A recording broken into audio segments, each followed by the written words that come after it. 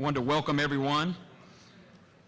This is a terrific event, and first and foremost, I want to give Shep great credit for what he's done to put this event together. It's promised, as always, to be one of the best. And this event that we put on is world-renowned, I like to say, among NAIOP circles. We've received several awards for this event that we've done over several years, and so it is highly esteemed, and we've got many accolades through NAIOP National through the process. And I'd also like to say we've got an esteemed panel of judges today. Unfortunately, one of our judges had to drop out. He was in town just this past weekend. You may know him by name, Floyd Mayweather.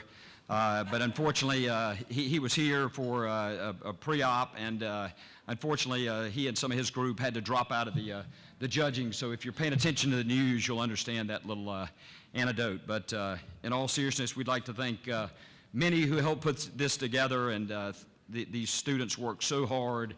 And it's a tough case, and it is every year, and this year is definitely no exception. So we're very proud of you students and all the effort that you put in. There's months and months of preparation on the NAIOP side, and particularly from the students as well.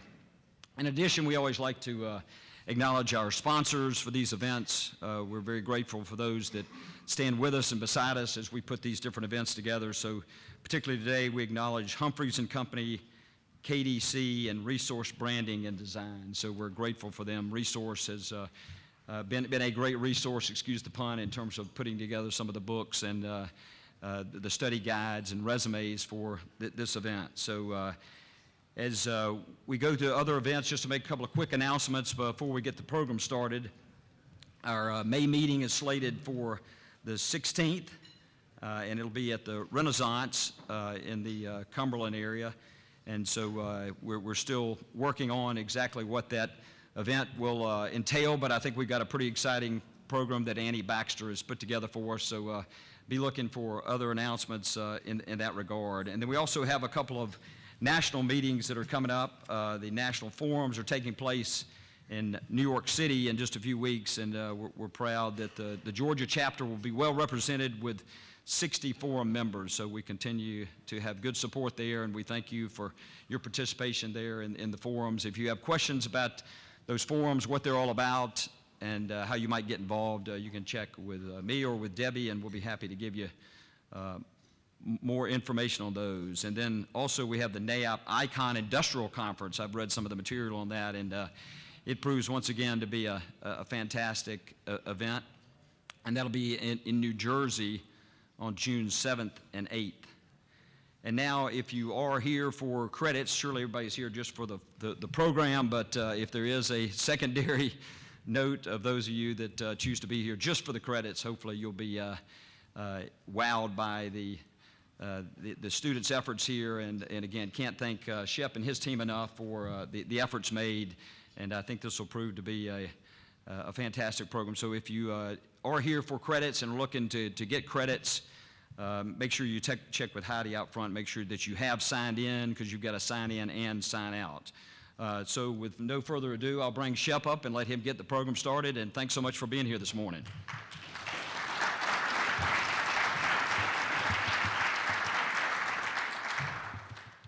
All right. Thank you, Charlie. Good morning, everyone, and welcome again to the 26th School Challenge. I'm Shep Dinos, the VP of Education for NAIOP. This is a special event for me individually. I've been involved with it for 10 years, first as a participant, then as a committee member, then as a coach, and now as the VP of Education. So I'm excited to see what the students have done with what I think David Haddad will say of the 25 cases he's written, maybe the most challenging.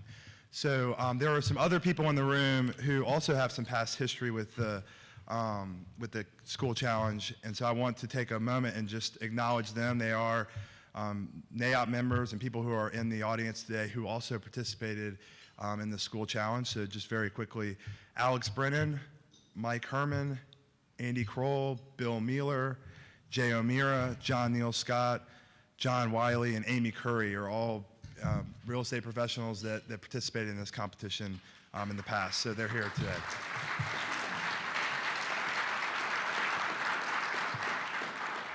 And now for some more acknowledgments. You can't put on an event like this without a lot of hard work from volunteers. So first I'll start by acknowledging our wonderful committee. So Debbie Koenig, obviously all of you know with NAIOP, David Lanier, David Haddow, Alex Hill, John Grimsley, Laura Friedel, Jay Robbins, Mike Wells, and then the many NAIOP future leaders who have helped as well.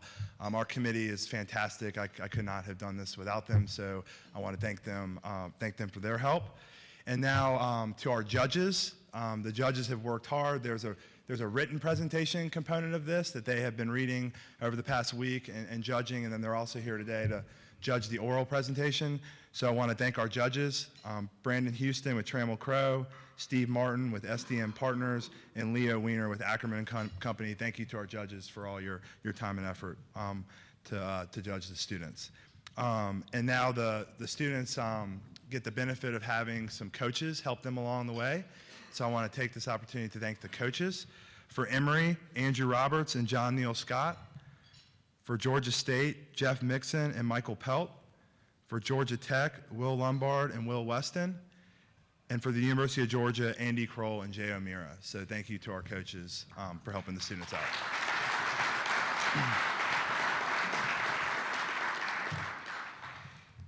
And then also we can't put on this event without people with the schools involved. And so to thank the professors for each school that are our school liaisons.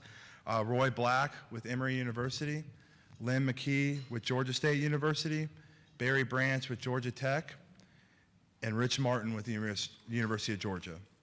And then lastly, there are too many to name, but many NAIOP members, real estate professionals who offer their time to be a resource to the students as they tackle the case, whether it be phone calls or in-person meetings. And so thank you to the various people, both in this room and not in this room who help the students along the way.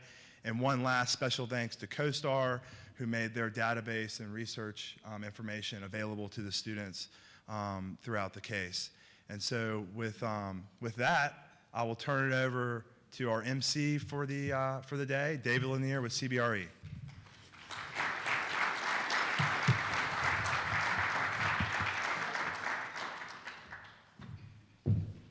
Good morning. I'm only slightly offended to be here by the person who said, "Are you here because they couldn't get Hunsaker out of bed this early in the morning?" But I'm over that. I know that last year there was a little confusion as to who the actual MC was. So just as a point of clarification, this year, I am not Larry Gramlich. For those of you that were here last year, I think he tried to do a pretty poor imitation of me. I'm also not, I think, Sonny Bono or Cher. But anyway, just a little clarification. And Larry, you can have this when I'm done with it. I covered the wig. It was $14 on Amazon. It came the next day, too.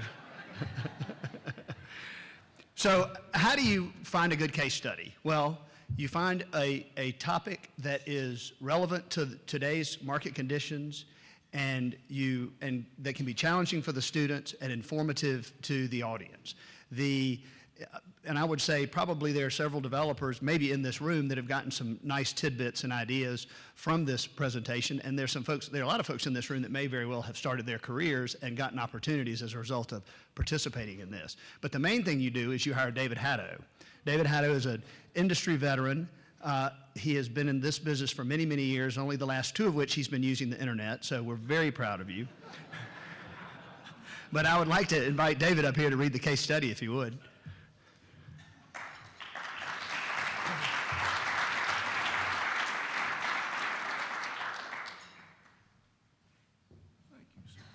Thank you. Do you have the case study? Yeah, I got it. What a warm introduction. I'm not going to read the case study to you, but I'll paraphrase it for you. I apologize in advance to the students, as I did when we had the kickoff meeting.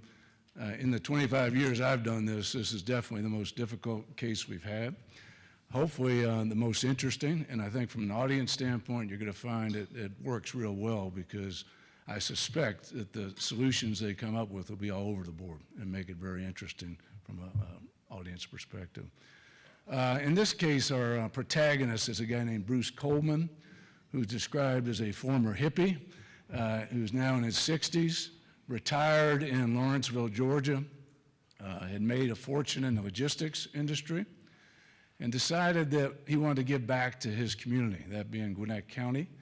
And he had a particular interest and desire to recycle improved properties that were underutilized or abandoned as opposed to ground-up development. His other goal was to create a sustainable income stream for his 4 children, so he had dual objectives. He decided to take $50 million of his own money and create a fund that he entitled the Bicentennial Fund. And the reason for that is Gwinnett County is celebrating its 200th anniversary this year. Gwinnett County was picked for this case because of its maturity as a suburban county. It's now over 900,000 people, but probably more so because it's changing so dramatically from a demographic standpoint. And that obviously has implications for real estate. So, their charge, and once again, challenging because it's wide open, was to identify properties in Gwinnett County, opportunities in Gwinnett County that represented, a chance to enhance what was there, do it in a market-driven way. It has to make economic and market sense, and prove sustainable from an income standpoint for the benefit of this guy's 4 children. So, as always, I'm anxious to hear the results, particularly this year, and thank the students for their participation, and I know you'll enjoy their presentations. Thank you. Thank you, David. So for those of you that have not attended this, and for those of you who have, a little reminder, each school assembles a team. They're given this case study back in January. They have about 10 weeks to work on it. The written presentations have been submitted to the judges, and those results are in. The written presentation accounts for about 50%, or exactly 50% of the score, and the oral presentations today will be the other 50%. The winning team with the highest combined score will win a scholarship and will get to display the NAIOP School Challenge Trophy for the next year, the wonderful silver shovel. One favor I can ask of you, if you'll silence your cell phones, I would certainly appreciate that. The agenda, each school will have 15 minutes to present. They'll be given warnings at 5 and 2 minutes. Following that, there's a 5-minute Q&A period for the judges to ask questions. And as I mentioned earlier, one of the key benefits of this for the students is to meet you, the industry leaders in the Atlanta real estate community. And so to that end, as you know, there will be a resume book that has been prepared for each of you that you can take. And I encourage you to go over those. If you have internships or job openings, you'll get a great flavor for these folks today and what their abilities are. After the schools present, we'll take a break, and then we'll have a panel discussion moderated by Bill Mealer on adaptive reuse to sort of close the loop on what we're talking about today. So it should be a great program. The students have drawn numbers, and so the order of play today is Emory, Georgia Tech, University of Georgia, and Georgia State.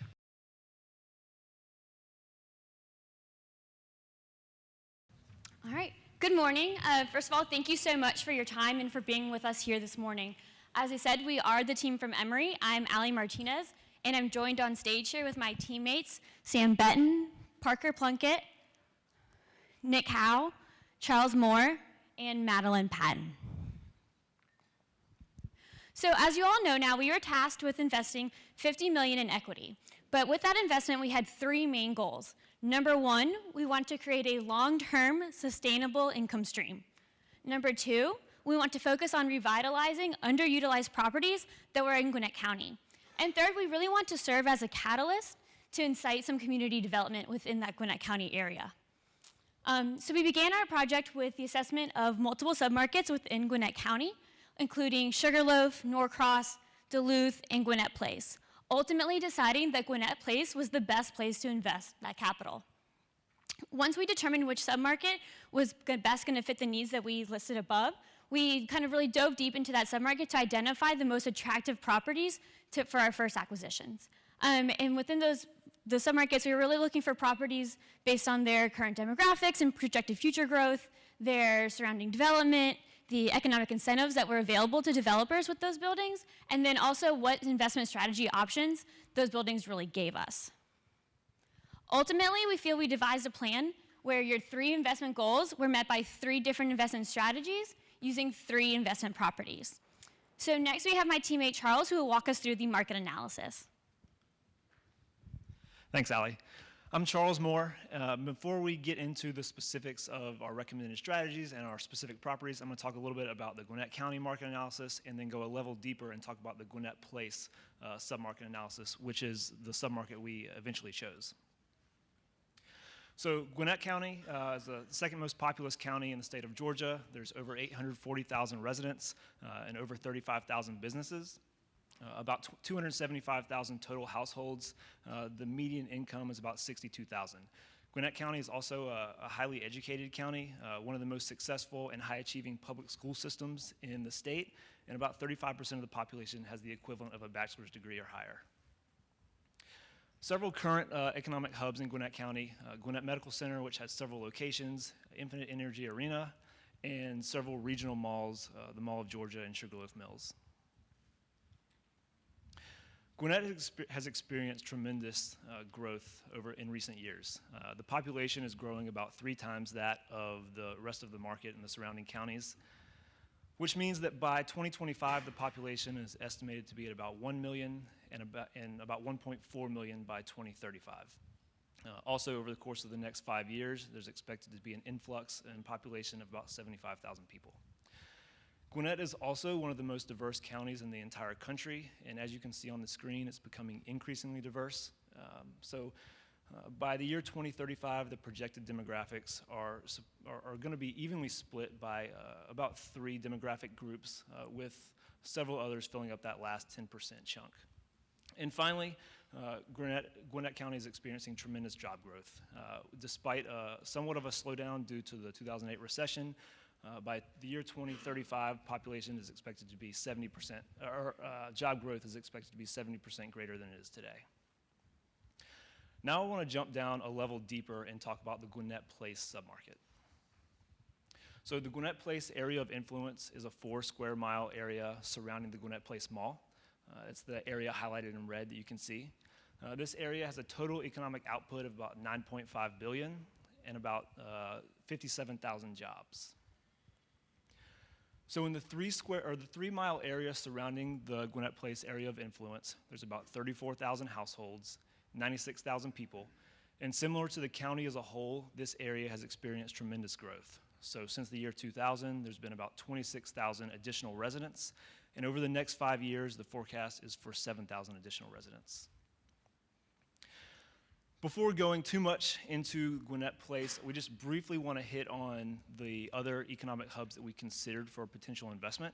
So I'm going to move through these fairly quickly, but really the 4 areas that we considered were Gwinnett Place, Norcross, Duluth, and the Sugarloaf area. So we first looked at Sugarloaf, which is a growing community and has a recently formed community improvement district. Unfortunately, there's just not a lot of momentum for a development. And it's also not on the proposed expansion of MARTA. Next, we looked at Norcross, which is the closest economic hub to the city of Atlanta and to 285. It does contain an opportunity zone and a tax allocation district, so there is considerable momentum for a development. Unfortunately, the opportunity zone and the TAD are relatively small areas with not a ton of overlap, so it would be really tough for a developer to take advantage of all of those incentives. And finally, we looked at Duluth. There's also considerable momentum in Duluth. About 14 major development permits have been issued in the last 6 months. And there's also a master plan for the entire downtown district of Duluth. But from what we found, there's just limited economic benefits for a developer. The tax allocation district has been vastly reduced in recent years from its initial implementation.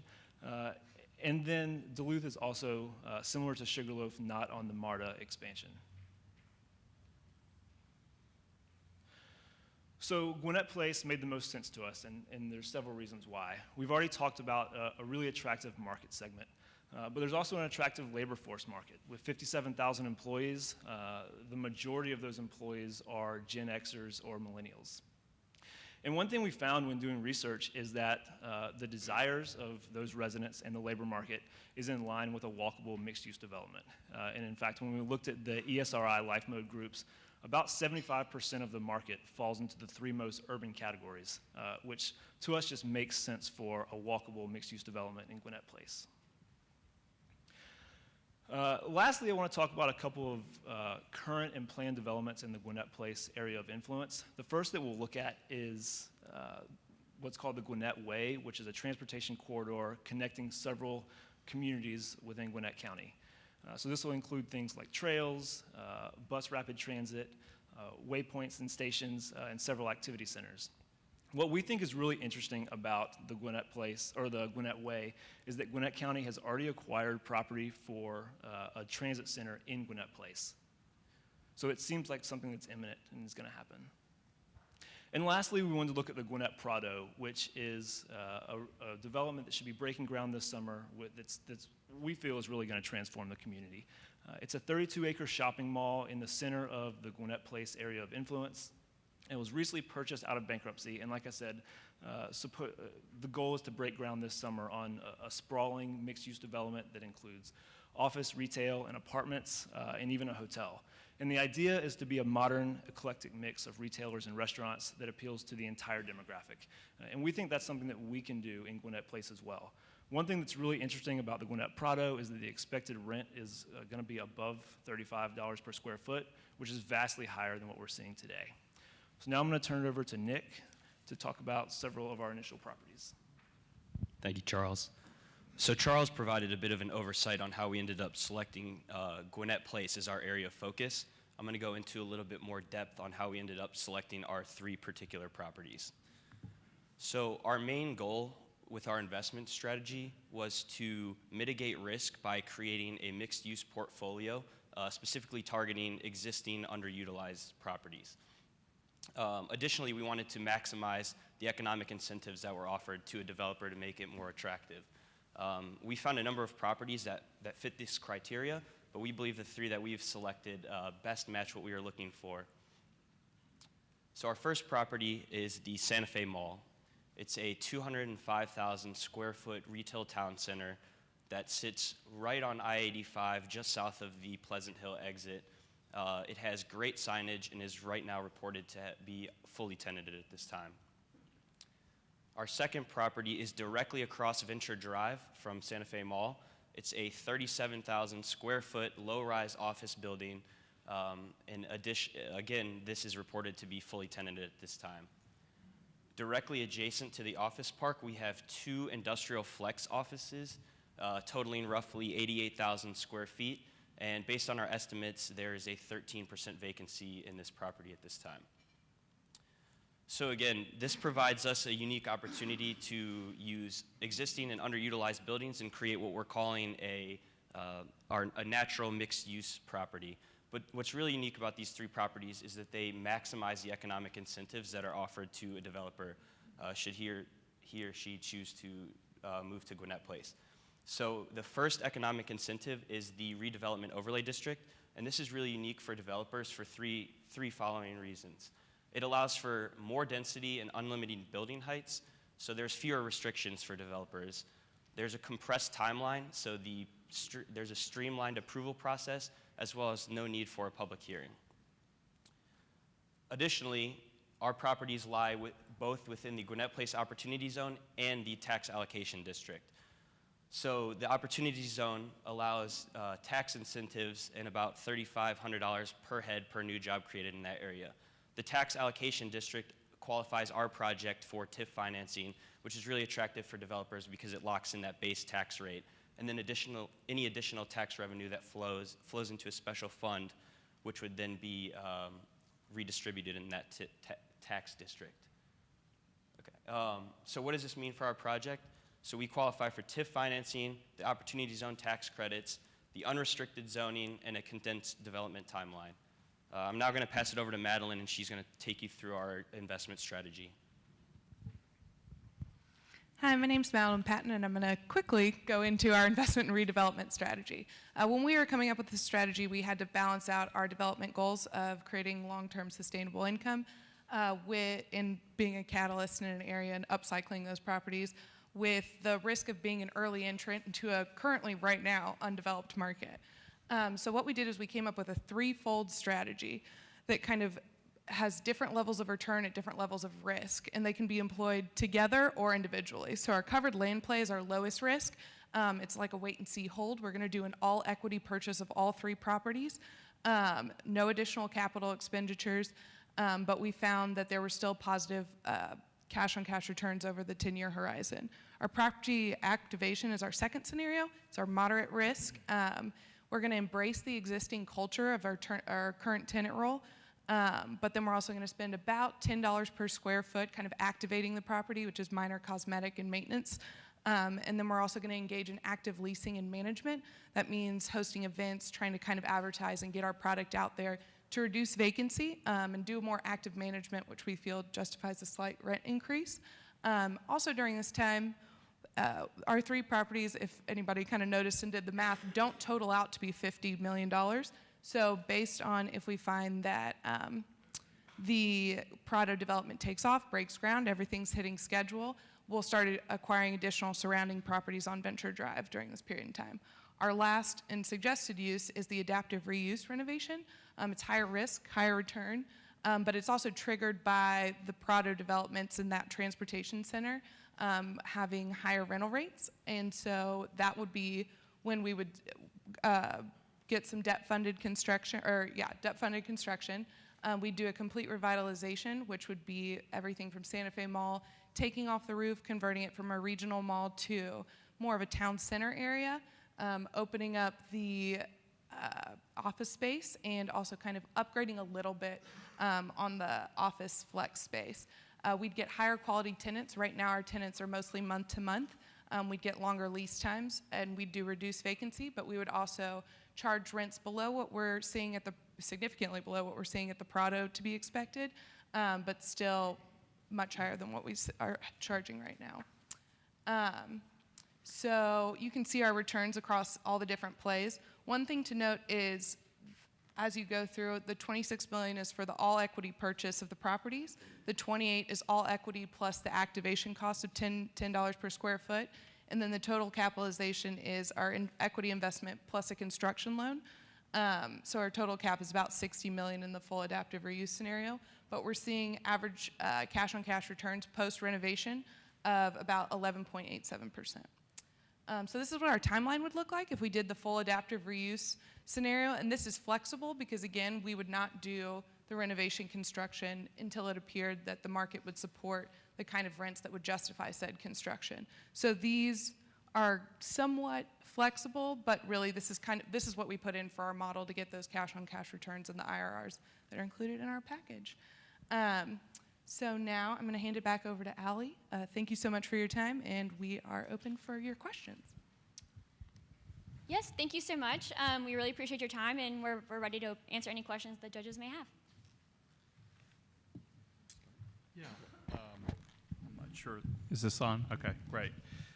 Looking at the IRRs for the, I guess it's activation versus just the covered land play, not much of a difference. Would you take the risk? Well, sorry. Doesn't seem like a good balance of risk versus return. Over time, in terms of projected rent growth, for the property activation scenario, we're jumping up the rents, as you can see, about $1 per square foot, as well as increasing the common area maintenance. The returns don't jump up that much, but in terms of long-term, just bringing people into the property and making sure it's staying fully tenanted, the covered is kind of where we're driving the value. The covered land play has that area, the thing is the CoStar data reports it as fully leased. It doesn't appear to be fully leased when we go there. So the activation play really has more to do with reducing vacancy and making sure that these cash-on-cash returns are actually what we're getting as opposed to what's being reported in CoStar. And I think if we move beyond just the covered land play, we're really aiming towards that goal of having that long-term income stream. As Madeline mentioned, most of the tenants that are in, say, the Santa Fe Mall now are month to month. That's not maybe the best scenario for really securing that long-term income stream, particularly since our investor is very multi-generational focused. And so by really transforming the project, I think we'll be able to create a much longer lasting stream for them, and then also meeting that goal of serving as the catalyst for growth in the area. That was also very important to our client. Yeah, I have a question on, great job, by the way. A question on your total development scenario. You mentioned the Gwinnett Prado development multiple times and those rents. How did the rents that they are forecasting compare with the rents in your model for the total development scenario? Well, for our total adaptive reuse scenario, when we talked to the head developer for that project, he was saying that they projected triple net of anywhere 35 to upwards of 50, which we thought might be a little bold for our modeling purposes. But we projected rents at about 25 for the Santa Fe Mall. We did 15 for the low-rise office building, and then we did 1150 for the industrial office flex. So our rent increase is nowhere as significant as the Prado, so we're not assuming that it's going to be new building rents.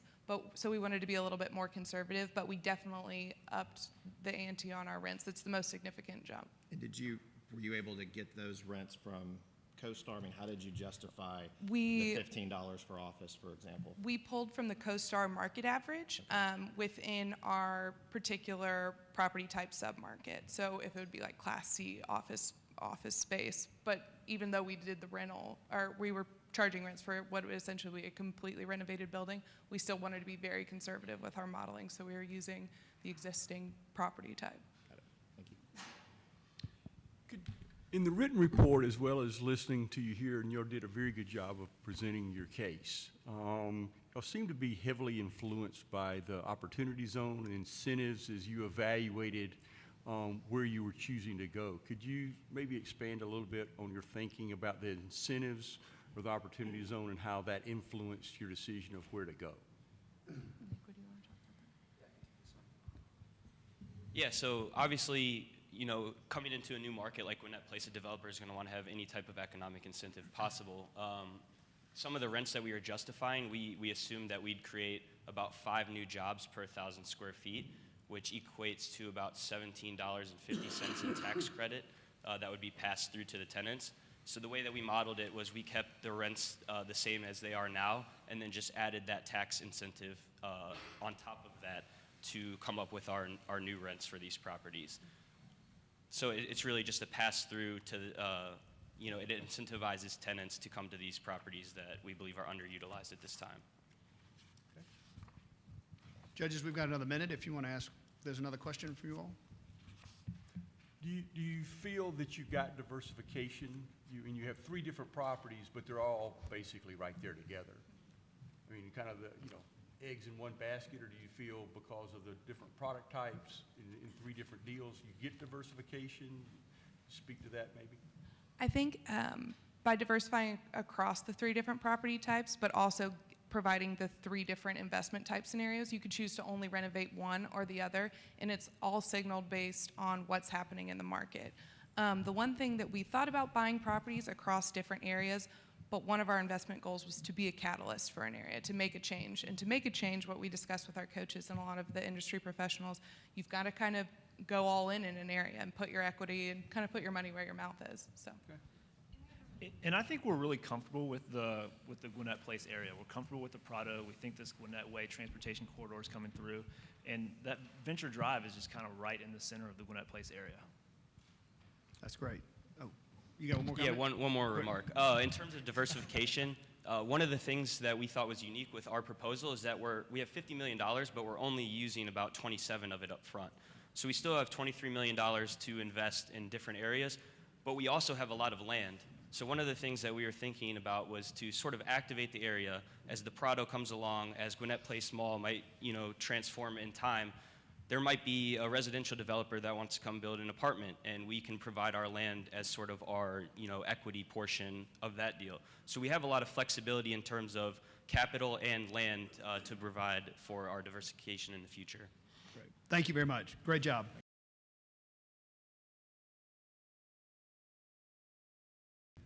Hey, good morning, and thank you so much for giving us the opportunity to talk to you about our vision for the Bicentennial Fund.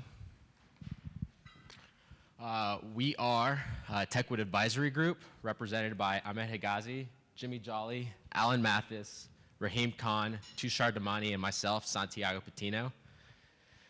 You engage us to research and come up with a solution for a $50 million capital allotment into real estate development in Gwinnett, focusing on two things: a sustainable income stream for your children, as well as recycling and redeveloping properties in Gwinnett.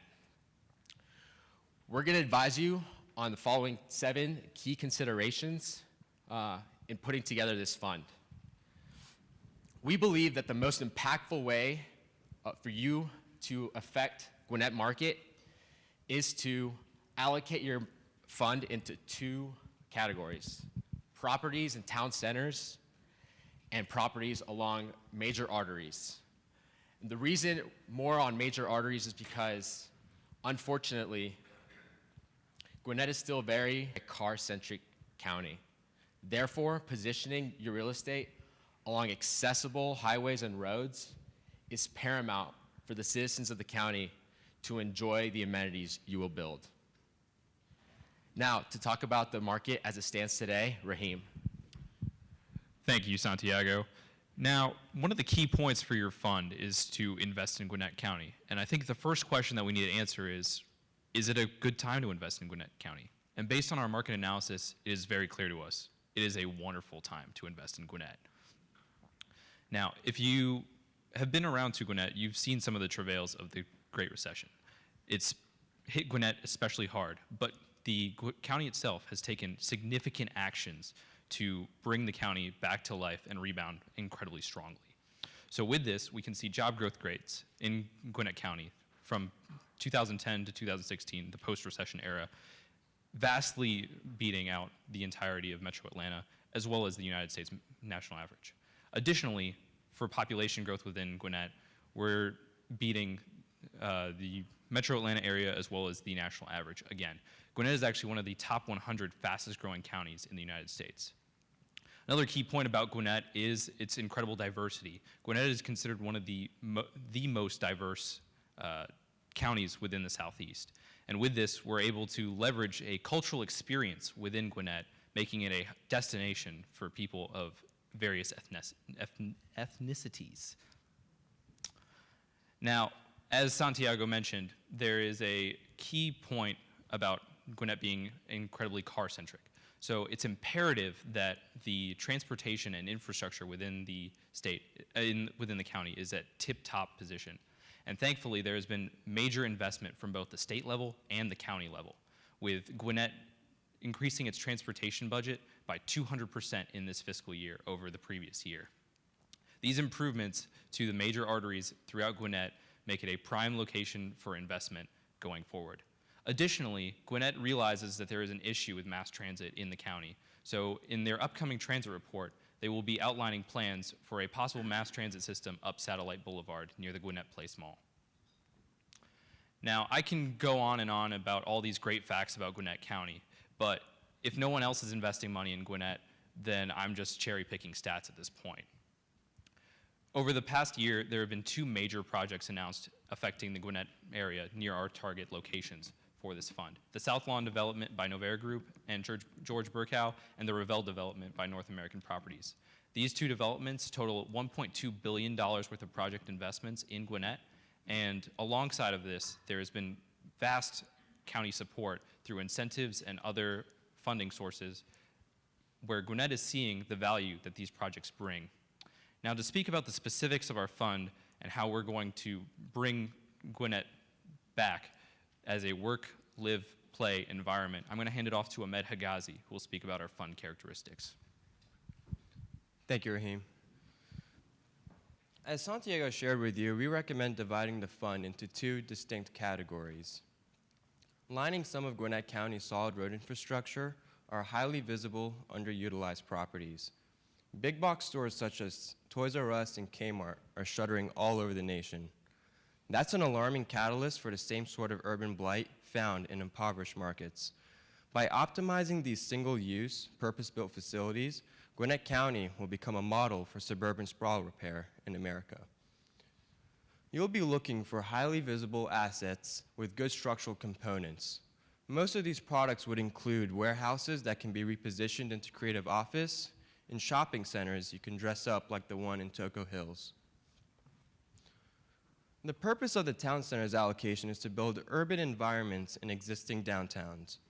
Not only will this serve community needs, but these highly visible and impactful projects will allow you to establish experience, brand, and relationships in Gwinnett County. By having a tight proximity criteria, you'll be able to remain focused on creating a sense of place. The emotional nature of these experience-driven investments means that the bar for success will be placed higher as citizens care deeply about what happens in their downtowns. Today, we would like to share with you how some of these investments could look. So, this property is one of the most exciting adaptive reuse opportunities in Gwinnett County, and it's right in your backyard, so it's an excellent first investment to get started with. It's located less than a half-mile north of the downtown Lawrenceville core on the main road. And what's great about Lawrenceville is that it's the oldest city in Gwinnett County, which means there are many architecturally interesting buildings around that are prime candidates for revitalization. Nearby in Duluth, we've seen an influx of investment that's already spreading to Lawrenceville. In addition to a proposed $30 million expansion of the Aurora Theater in downtown, the city is anticipating over 600 residential units to break ground this summer a half-mile down the road from our proposed property. This $200 million development by the Nevera Group and George Burkow is symbolic of an effective public-private partnership with the Lawrenceville municipality. That development will not have a strong retail focus, so there's a big opportunity to serve the new demographics that will be moving into downtown Lawrenceville. And local business leaders have already taken action. I've been visiting Lawrenceville over the last few months, and I've seen a lot of activity and energy in that downtown. I've been at restaurants serving quality food at reasonable prices that were packed at off hours. Right across the street from our proposed property is a new experiential brewery opened up by a local dentist that was also packed 30 minutes after opening. And beside it, an upscale event space. And it gets even better. Terminating right at our property is a proposed $30 million greenbelt. It will stretch 1.3 miles to Georgia Gwinnett College. Because of this, the city of Lawrenceville has established a college corridor tax allocation district, which this property lies within and anchors on the side closest to downtown. The property has impressive frontage along the active rail tracks. Our preliminary plan is to have a brewery and restaurant facing those tracks. That will create an ambiance very similar to JCT Bar at Westside Provisions. Due to the size of the building, it will be necessary to demolish the center to bring in some natural light. We'll have a programmable yard that can be used for community events, which is key to drawing visitors walking on the Greenbelt. We underwrote how this property, configured in this way, would perform financially. In addition to the College Corridor TAD incentive, this property is eligible for historic tax credits. We learned the city is assisting with brownfields remediation on the Nevera site, so we anticipate they will do the same for our proposed development. This property checks all the boxes for success. As you can see from our projections, you'll have a favorable equity multiple and IRR. Your yield on cost will give you a 330 basis point spread, assuming a 9% exit cap. We're very excited about this one, and there's many others we've studied that we don't have time to share with you today. I'm gonna have Santiago show you how an investment along a major artery could look. Santi? Thanks, Ahmed. So we've located a warehouse right off of Peachtree Industrial in between Duluth and Suwanee. That's a prime candidate for an adaptive reuse project and conversion into a creative loft office space. It's located very close to local eateries and grocery stores so that employees can enjoy the amenities for lunch when they're working. This 30,000 square foot warehouse has a great exterior, and the brick can easily be remodeled and redone to give more of a modern look.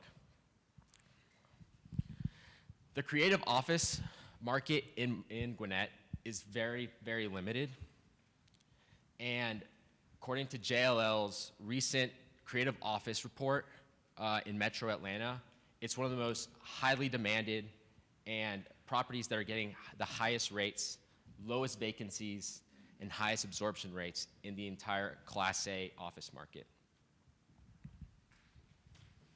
We believe that this property would perform very well in Gwinnett because as millennials get older, they're beginning to flock to the suburbs, and they're gonna want this type of property, this type of office space very close to their homes.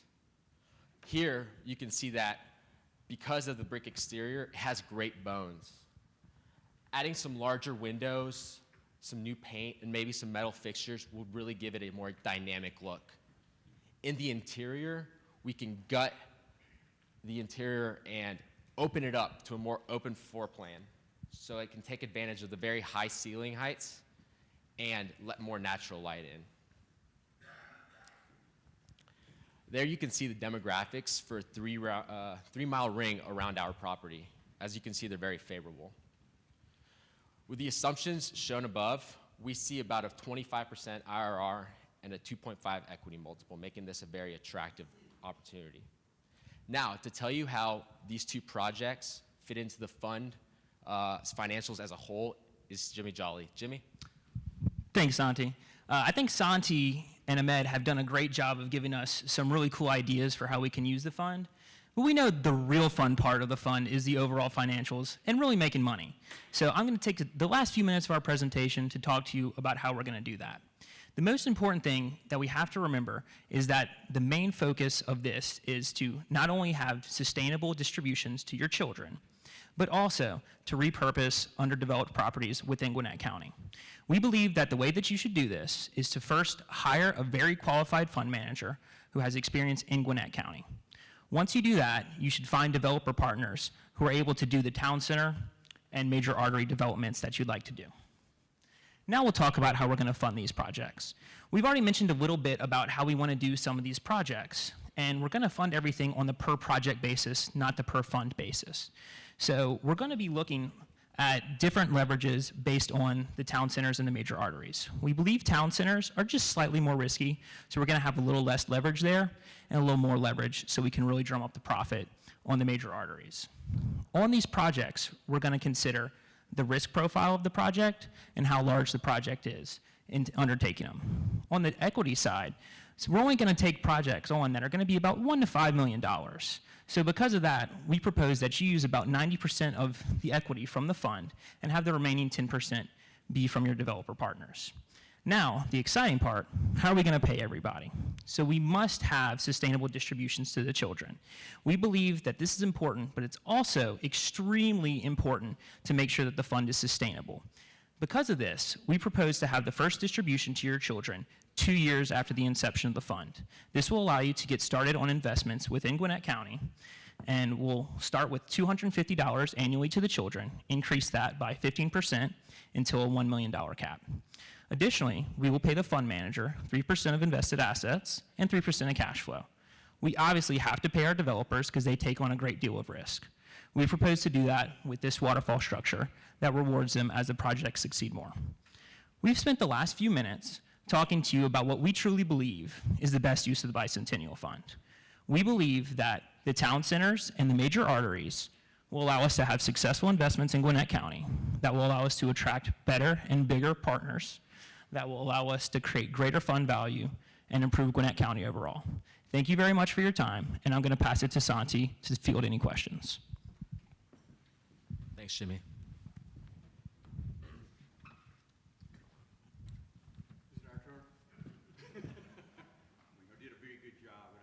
Really appreciated your logic. How much discretion do you give your advisor? I mean, can he go invest at his wants to do it, or does he have to come back to y'all, or did y'all think through that?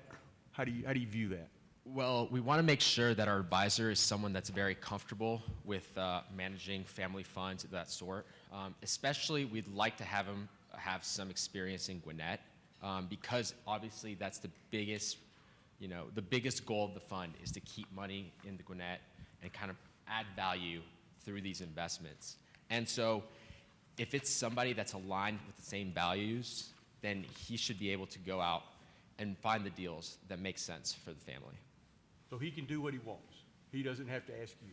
Well, whenever he's actually going to spend the money, he should probably come, and ask Mr. Coleman.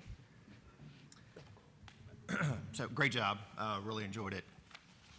You guys did a really good job going through each item.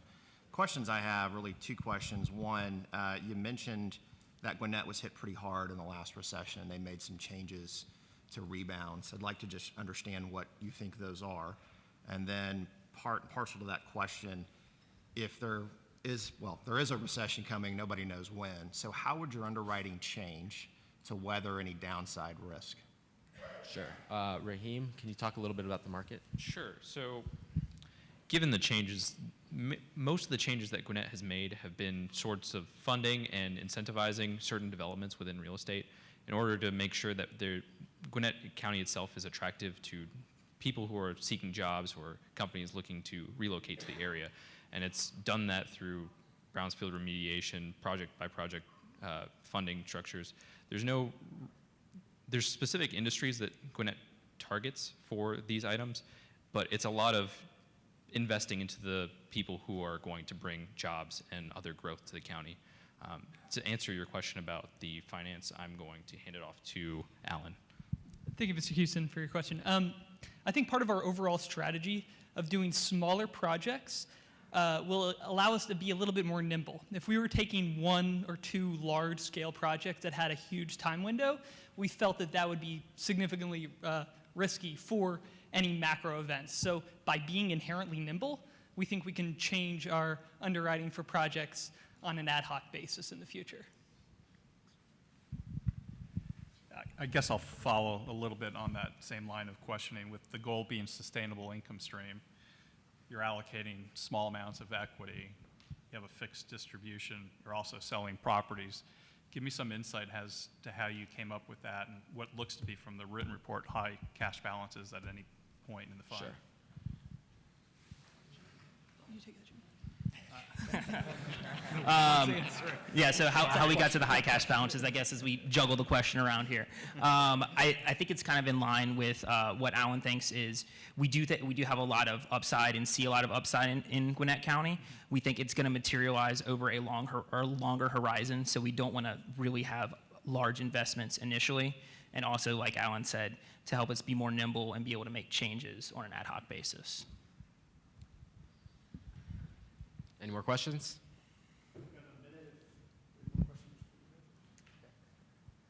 No, good. I mean, good job. Well thought out. Awesome. Thank you guys so much.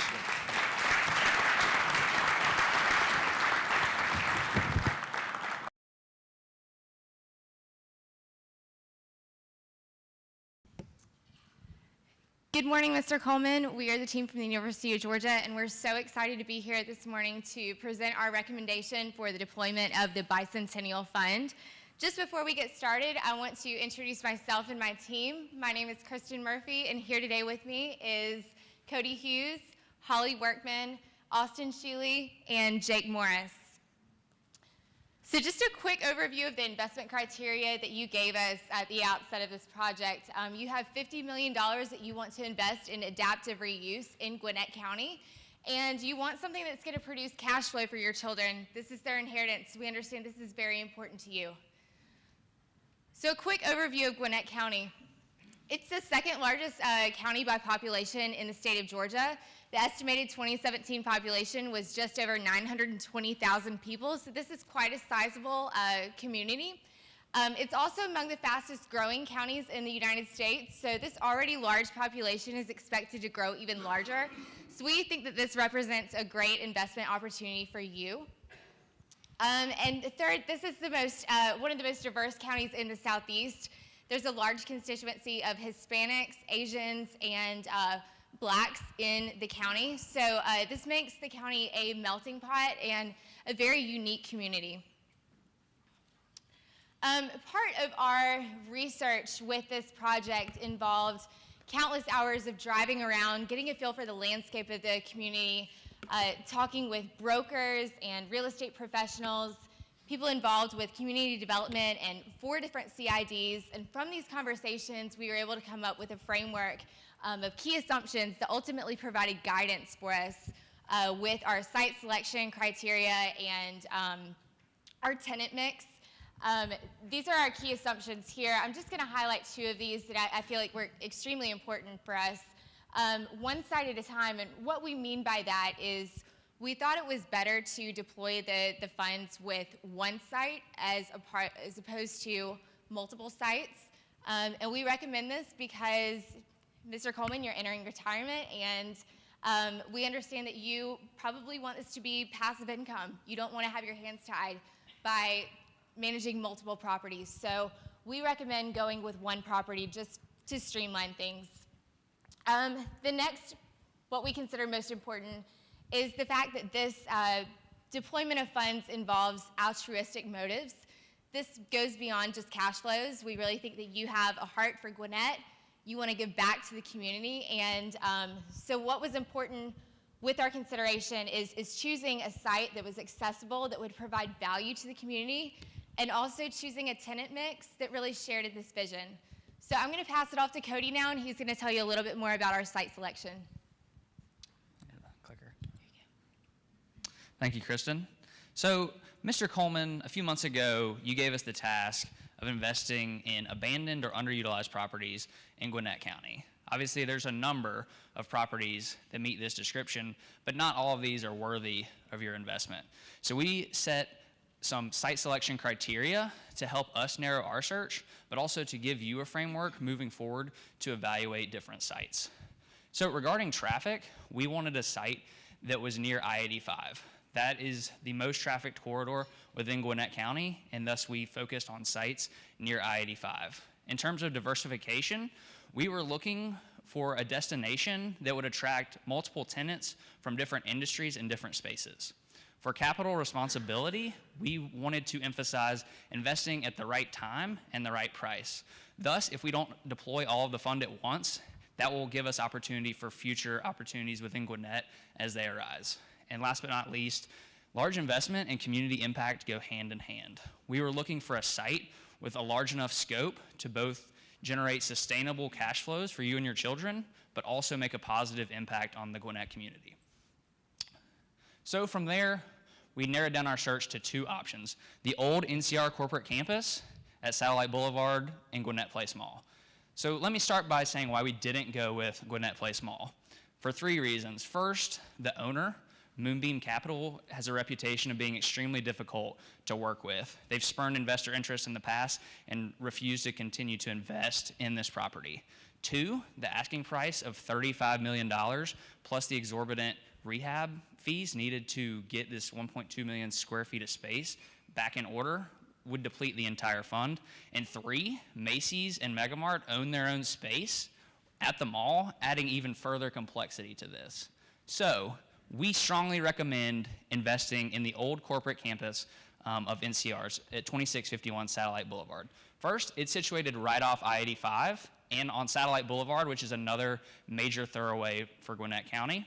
There's also a proposed greenway coming off the Infinite Trail Loop that's going to pass right by the property, bringing in additional foot traffic. As far as the purchase price, we believe now is the time to strike. The office market in this part of Gwinnett has suffered from high vacancy rates, and we believe we can leverage that to our advantage from a purchase perspective. And third, it has the size that we desire. There's 343,000 square feet of space. There's over 1,000 parking spaces, and it's situated on a 40-acre plot. Thus, we have the opportunity to rehab the building itself, but also we have room to expand in the future. So with that, I'm going to pass it over to Holly for more in-depth on how we plan to rehab this. Thank you, Cody. So first and foremost, food is a universal language. It transcends the differences among us. It brings people together. What we're suggesting is converting this NCR building into what we're calling the Gwinnett Farm and Market. It will include an indoor farm, a food hall, a grocery market, and a brewery. We think these spaces complement one another, and it will attract both businesses and consumers from an array of backgrounds. What truly brings us all together, however, is the fresh produce aspect. It will be grown on site. It will be served throughout the food hall. It will be sold at the market, brewery as well. Indoor farming, we believe this is a differentiator. It's unique, it's cutting edge. It'll be the first in Atlanta. Further, it'll bring a significant amount of jobs to the community. And then lastly, the market itself is rapidly growing. Companies such as Plenty, Bowery, Aero Farms, they have converted vacant properties across the country into these massive state-of-the-art facilities. They're quickly receiving, attention from investors, Jeff Bezos being one of them, and they're looking to actively expand across the globe in the next few years. With that, I will hand it over to Austin. There you go, sorry. That's all right. Thanks, Holly. All right. Now I'm going to turn our attention to the quantitative effects that our tenant mix has on this investment.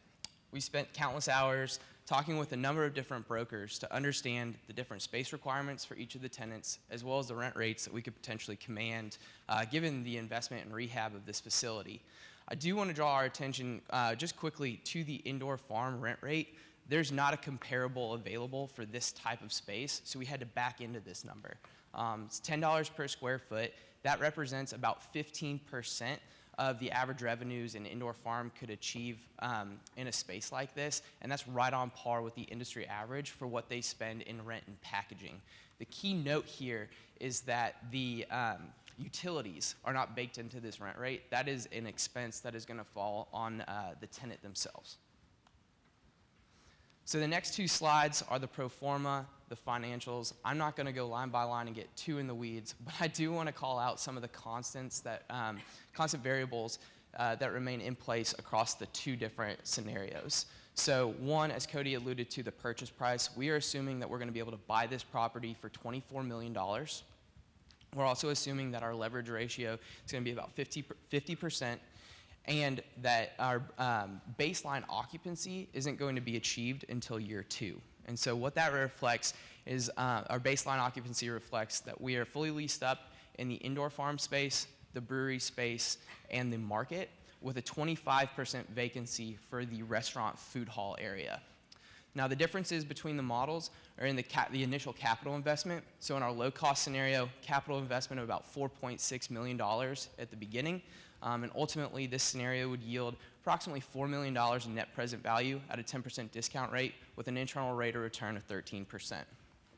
Again, the only thing that changes in this high-cost scenario is that capital investment in year 0. It's going to go up to about $7.4 million. It's going to drop the net present value a little bit, same discount rate, $1.6 million with an internal rate of return for 11%. We feel that this is a steady stream of cash flows that's going to be very beneficial for you and your family, and obviously it's going to provide some healthy returns. And so with that, I'm going to pass it on to Jake. Thanks, Alston. So it's not only the solution that we provide for you today, Mr. Coleman, it's where you can go with the site in the future. And we looked into what are the next steps.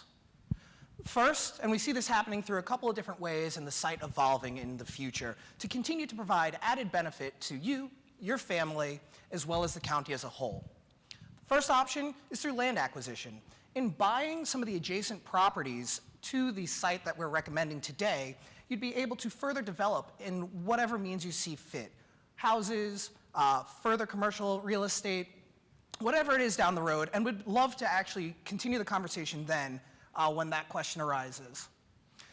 We also see a couple of novel uses, as you can tell, to what we could do on-site and where you can further take this down the road. First, an agricultural research center. In conjunction with a university or the state government, really taking a deeper dive into urban and indoor farming in the state of Georgia. How do we push food production here into the 21st century?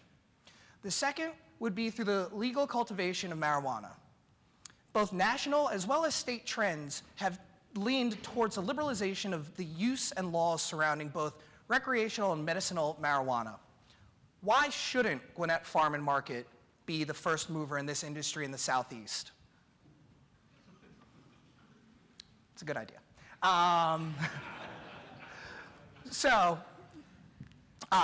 We think that the skills, tools, educations, technique really garnered in the indoor agricultural world can really port over quite nicely to this.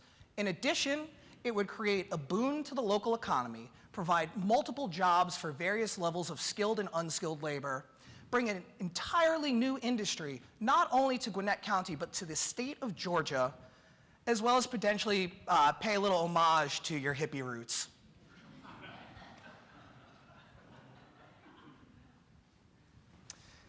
Our key performance indicators are behind us. This is a good investment. It's a good IRR. It's a solid NPV, and our multiple is meaningful. That's not what distinguishes us from the other folks who you've spoken to today. What distinguishes us is something unquantifiable.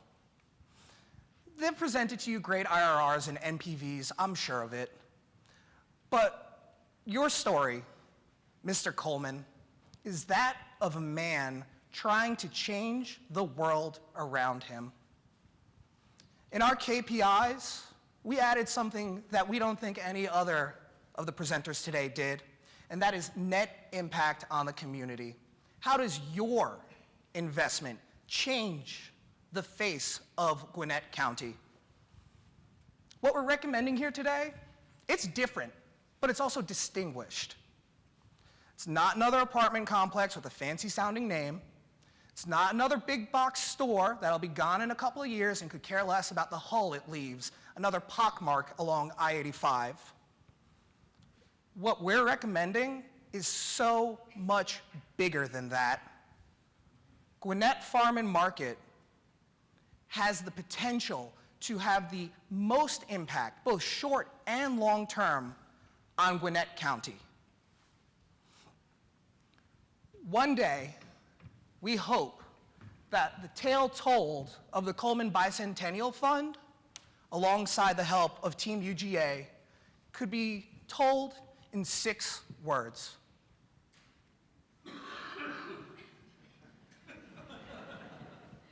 We thank you, and we look forward to your questions now. I give you credit for thinking outside the box. I probably didn't give as much, or didn't understand as much the farm concept in the written as I did listening to you. And my question comes from, how do you get out of this thing? How do you sell it? I mean, who buys something like this? Sure. How do you get out of it? The question is... What do you want to get out of it? You may not want to get out of it. Well, the question is, why would you, sir? This is... I want my money back. I mean, I don't see a reason why you'd want to leave something that's going to generate cash and become as monumental in the county of Gwinnett as those 2 water towers. It's cutting edge. It's going to bring people together. Why can't Gwinnett have a Ponce City market? Why can't Gwinnett have a Krog Street market? It can, and that's what we're saying today. I mean, I don't know if Jamestown Property is looking to dump Ponce all that quickly, and we have the same answer for this. This is going to be something fantastic. This is going to be a family heirloom. Great job with the answer. So I'm also getting my law degree.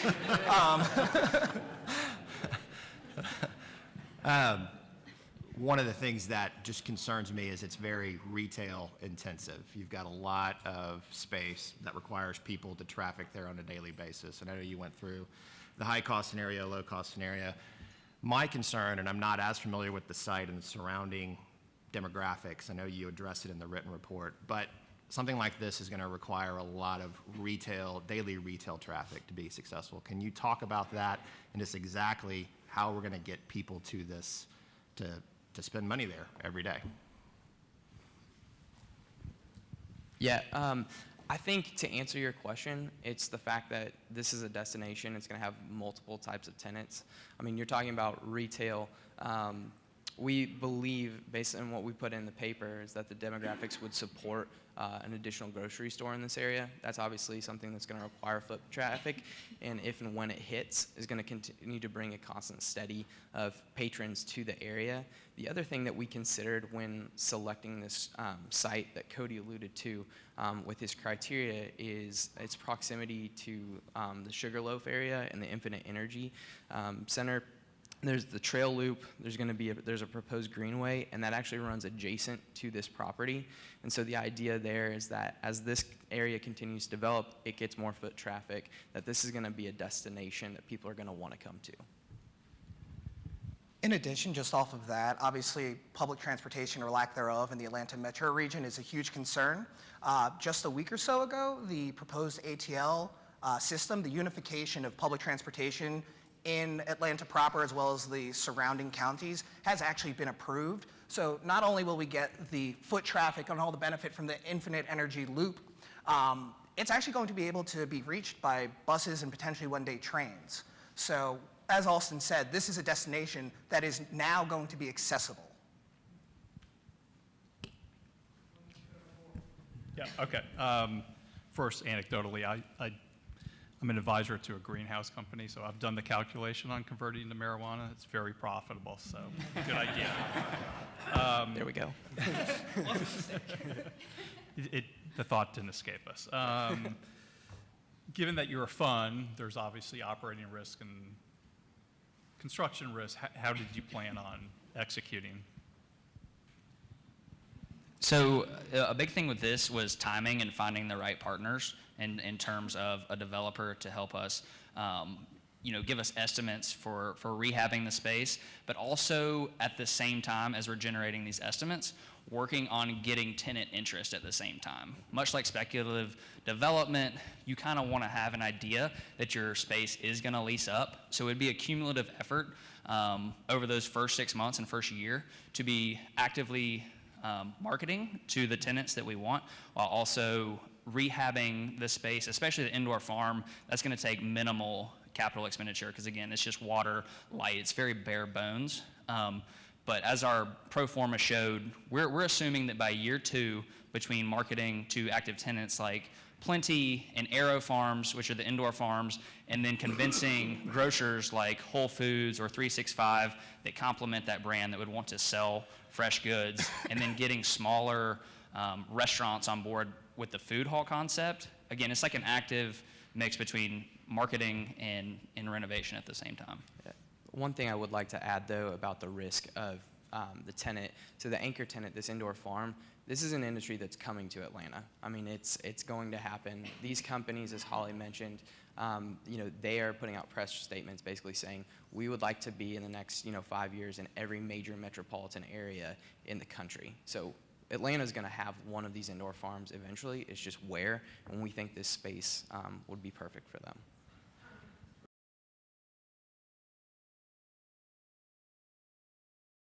Good morning, everyone. We're Team Georgia State.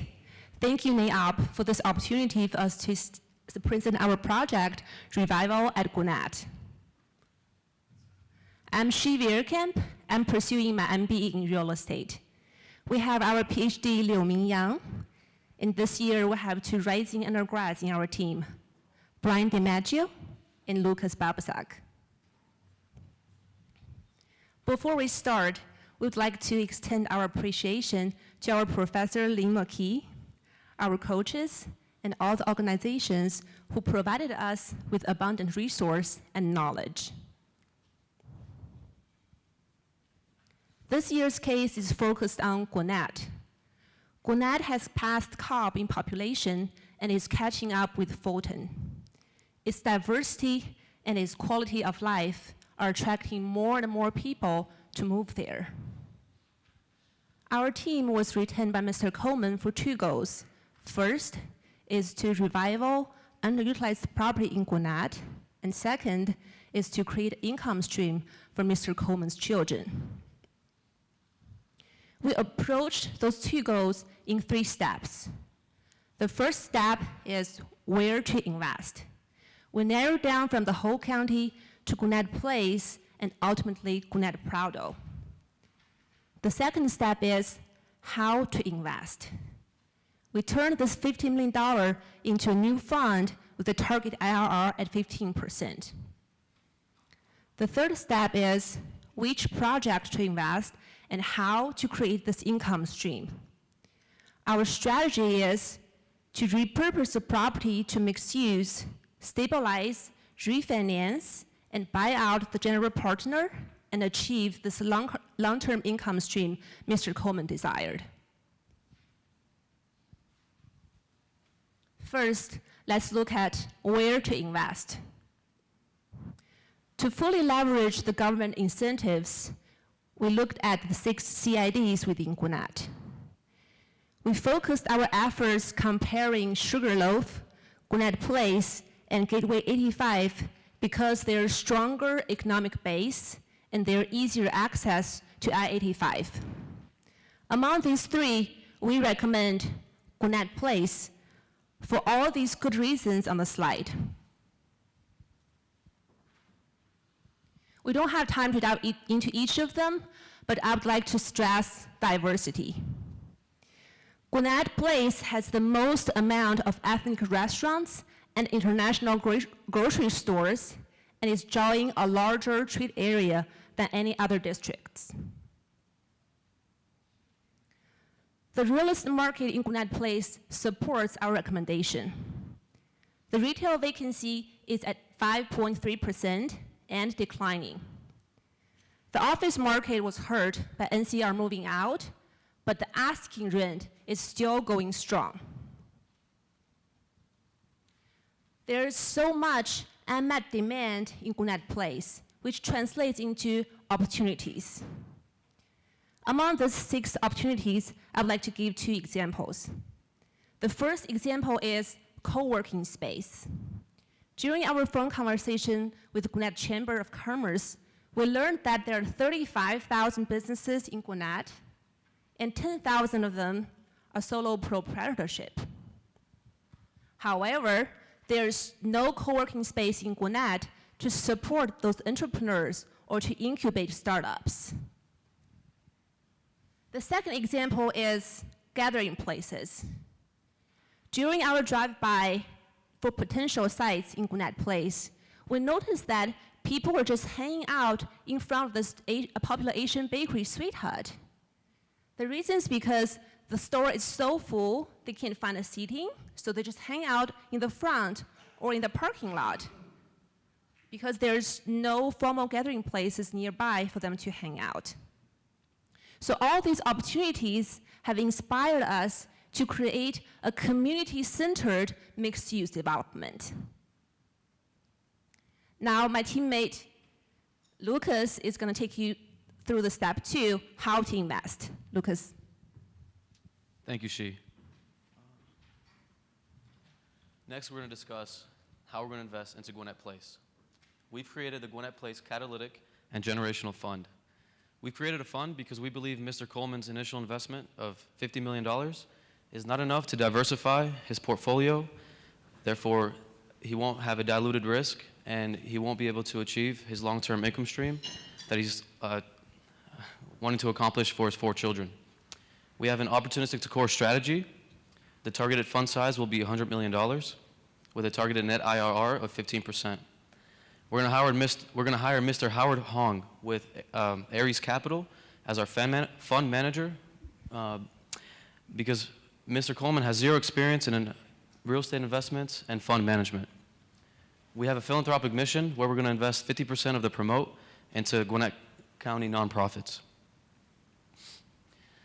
As we know, Mr. Coleman's $50 million is already invested in this fund. The remaining $50 million will be raised through equity investments and crowdfunding. Equity investments comprise of foreign investors, foreign-born persons in Gwinnett County businesses, and wealthy individuals within Gwinnett County and the surrounding area. The remaining $10 million will be raised through crowdfunding.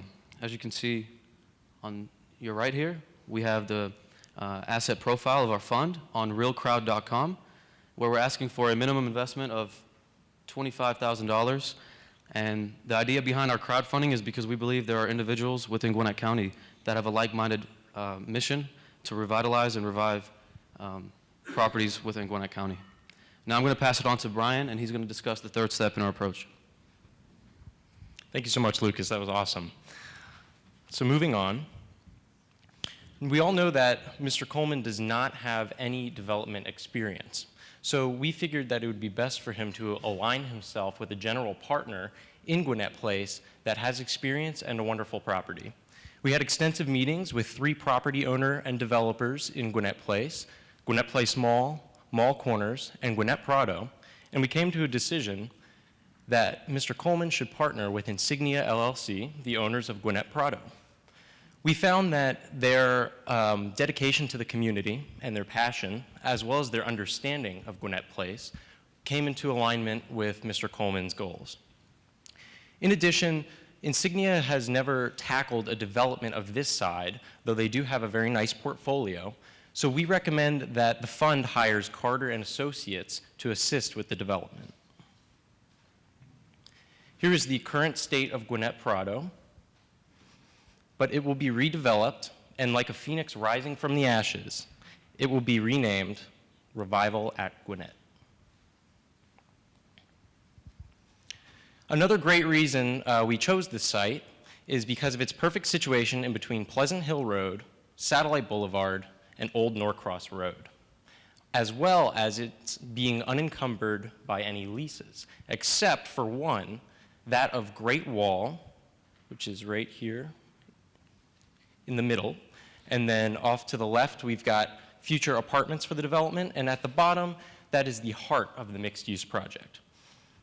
The property is going to feature all of these great amenities, and one of the things we are really excited about is Insignia's current plans to host frequent community events and festivals that highlight the vibrant culture of Gwinnett Place. And to achieve the parking needed for a dense project like this, we would need to construct a parking deck, and we would ask that the county contribute a portion to that cost. And after meeting with members of the CID and other community leaders, we found that this is highly likely. Now, getting back to that supermarket and the reason why it's great. We surveyed members of the community, and we found that it's not just a supermarket, but people come from all over Georgia to experience it. They spend the day there getting to know a different culture. And when they're finished there, they go right across the street and they enjoy some of the local cuisine that the area has to offer. And we think this is going to create a wonderful symbiotic relationship between Revival at Gwinnett and the Great Wall Supermarket. Taking a closer look now at the heart of the project, as you approach it from Pleasant Hill Road, there is a retail plaza with office and co-working space above.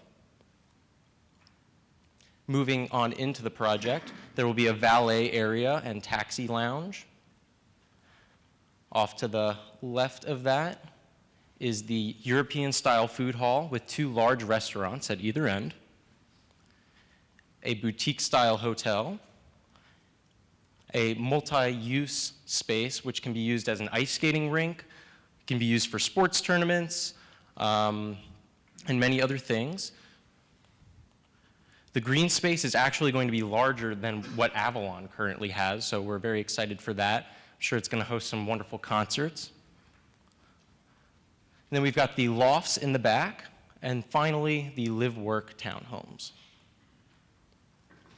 Here is a rendering of the ground floor retail off of Pleasant Hill Road with the unique co-working and office space above, as well as a rather large restaurant to support all of those hungry employees. Moving on, the garden lofts are going to start in the 300s, and they're going to feature a gallery area for community events, as well as just informal gathering. Here is the European-style food hall. It's going to serve as an incubator for local chefs, as well as authentic local cuisine, with 2 large sit-down restaurants at either end. Finally, the boutique-style hotel is going to be high-tech with about 120 rooms, and some of the technology it will feature, for example, will be playing a customer's favorite music when they enter their room. And now we're going to move on to everybody's favorite part, the math. So these are our hard costs from winter construction. As you can see, it comes out to a total of nearly $215 million, with a cost per square foot of $150.58. We find this to be fairly reasonable. And then we surveyed some of the rent comps and sales comps for not only Gwinnett Place, but all of Gwinnett County. And after looking at Parsons Alley and Sugarloaf Mills, we find that justifies a retail rent of $35 per square foot. We surveyed the cap rates using CBRE and came to a blended average of 5.5%, with most of that net operating income coming from Class A apartments. Looking at our sources, the land contribution of $17.1 million would be coming from Insignia, that is Gwinnett Prado itself. We would be asking the county to contribute that $25 million.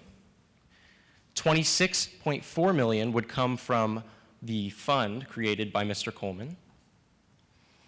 We would get $192 million from a conventional loan and about $35 million from tax allocation district loans, bringing us to a grand total of just under $300 million for this development. So after building this property and buying out the general partner, Insignia, and holding the property for 10 years, we calculated a projected IRR of 20.57% with an average annual cash return of 12.71%. Now you may be saying, well, what if your numbers are a little bit off? What if it costs you more or rents are less? We ran a sensitivity analysis to answer those questions, and we found that with a 10% higher cost, we still have a 16.84% IRR.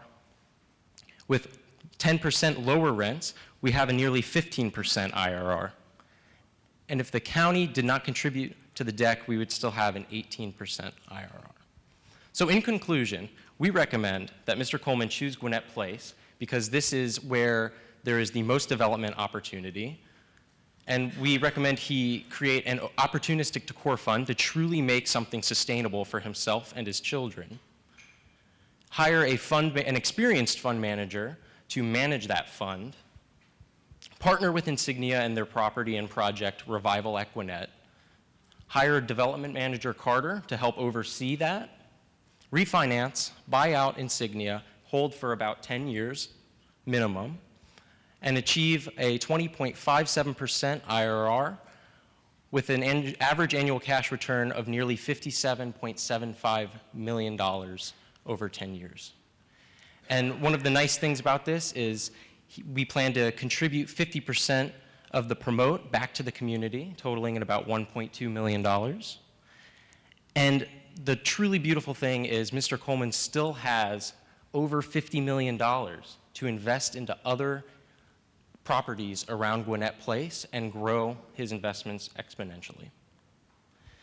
Once again, I am Brian DiMaggio, Lucas Babusak, Lu Ming Yang, and Chi Veerkamp, and we are Team Georgia State. Thank you so much. We look forward to answering your questions.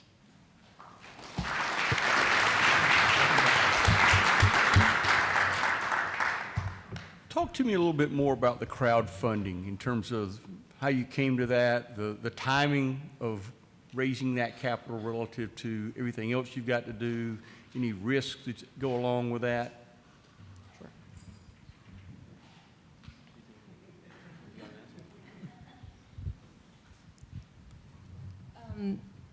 Actually, I have to refer to Frank because he did the majority of research on crowdfunding on realcrowd.com. Would you mind? Actually, the reason behind this crowdfunding, we want to try involve the average people into this project. You know, the lower interest investment normally about $10,000, but through the crowdfunding you only get $2.5 $100 you can invest this project. So the idea behind that is try to get involve more average people who have the same idea as Bruce to invest this project. And also, like Brian mentioned at the end of the presentation, Bruce is going to have an additional $50 million left over. So if that $10 million is not raised, there's always funds that we can pull from. Sort of follow up from that, can you talk about the structure? I was unclear, is Bruce or the fund part of the promote because they're donating, and then how does he keep control with outside investors and crowdfunding and all the risks with that? The promote. We talked about this earlier. Yeah, actually, the 10% of the profit, 50% of the 10% of profit will go to the Gwinnett Place. It means that 5% of our profits will go to the Gwinnett County to make contributed to this area. I think all of our questioning is pretty similar. So I think you did a great job on the written. My one question is, it just seemed like putting a fund together and doing this deal is a lot of administrative steps that you don't really need, because if the investment's only $26 million and he's got $50 million to invest, you're confusing the issue by putting a fund structure together. I understand it's to have more dry powder later on, but it just seemed like you were taking an unnecessary step, since he didn't need the $26 million. He's already got that in the $50 million to go invest. So. Right, that's the reason why we created a fund, because we're looking at the bigger picture. So if you're an investor, you don't want to put all the $50 million in one project. And we thought about that for Mr. Coleman, since this is his long-term wealth, his lifetime accumulation. That's why we created a new fund. And for the question regarding the fund structure, so Mr. Coleman, since he has $50 million, he's the principal investor, he would have power on influencing which project to choose. However, we hired experienced fund manager Howard Huang with Ares Capital. He will be directing where to invest because they have more experience. And in that aspect, the process of the fundraising and fund management will be expedited as well.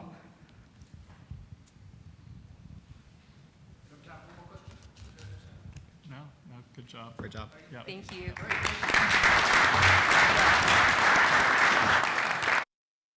So before we announce the winner, just once again, a thank you to our sponsors, Humphreys & Company, KDC, and Resource Branding and Design.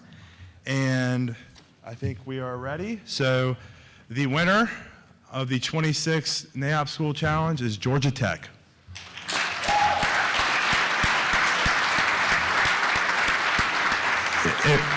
Georgia Tech, please come to the stage.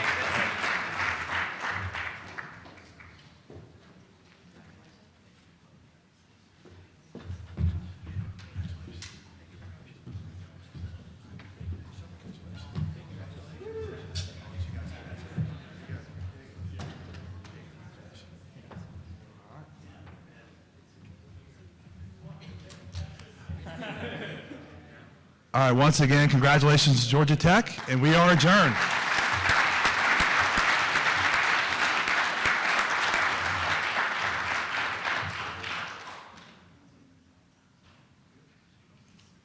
We good, Debbie?